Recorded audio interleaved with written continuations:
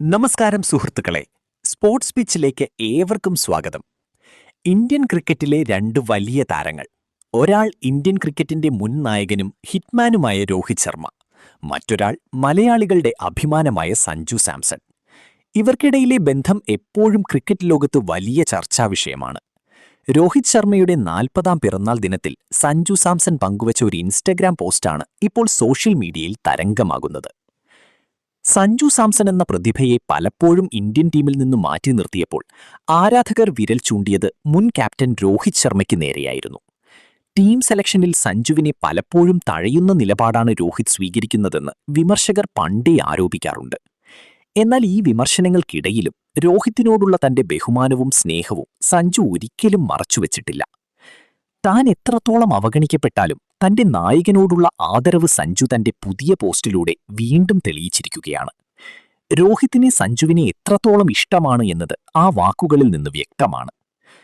രോഹിത് ശർമ്മയുടെ 40ാം പിറന്നാളിന് സഞ്ജു പങ്കുവച്ച പോസ്റ്റ് വെറുമൊരു ആശംസയല്ല, മറിച്ച് ഒരു അനുജൻ തന്റെ ജ്യേഷ്ഠന് നൽകുന്ന സ്നേഹപ്രകടനമാണ്. രോഹിത്തിനൊപ്പമുള്ള മനോഹരമായ ഒരു ചിത്രം പങ്കുവച്ചുകൊണ്ട് സഞ്ജു കുറിച്ച വാക്കുകൾ ആരാധകരുടെ ഹൃദയം കീഴടക്കി കഴിഞ്ഞു. ഹാപ്പി ബർത്ത്ഡേ രോഹിത് ഭായ്, നിങ്ങൾ എന്നും ഒരു പ്രചോദനമാണ് എന്നീ രീതിയിലുള്ള സഞ്ജുവിന്റെ വരികൾ ഇരുവരും തമ്മിലുള്ള ആഴത്തിലുള്ള ബന്ധമാണ് കാണിക്കുന്നത്. ക്യാപ്റ്റൻ എന്ന നിലയിൽ രോഹിത് നടത്തുന്ന പോരാട്ടങ്ങളെ സഞ്ജു എത്രത്തോളം വിലമതിക്കുന്നു എന്ന് ഈ പോസ്റ്റ് അടിവരയിടുന്നു. ക്രിക്കറ്റ് മൈതാനത്ത് ഇവർ ശത്രുക്കളാണെന്ന് ചിന്തിക്കുന്നവർക്ക് സഞ്ജുവിന്റെ ഈ നീക്കം ഒരു വലിയ മറുപടിയാണ്. ഇന്ത്യൻ ടീമിൽ രോഹിത്തിന് കീഴിൽ കളിച്ച അനുഭവവും ഇന്ത്യൻ ടീമിലെ ഡ്രസ്സിംഗ് റൂമിലെ നിമിഷങ്ങളും സഞ്ജു എപ്പോഴും ഓർക്കാറുണ്ട്.